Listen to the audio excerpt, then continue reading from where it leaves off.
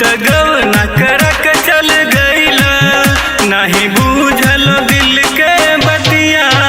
तू तो गवना करक चल गईला, नहीं बूझल दिल के हो बतिया। एक पल हमसे रहत नहीं के, देहिया के गर्मी सहत नहीं के। खोजत देहसी हो घर आ जाना, बलम परदेसी हो, बलम परदेसी हो,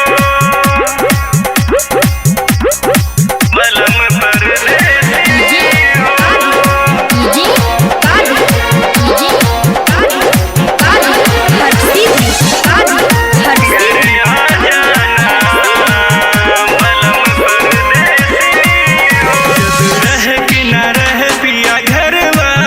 कहे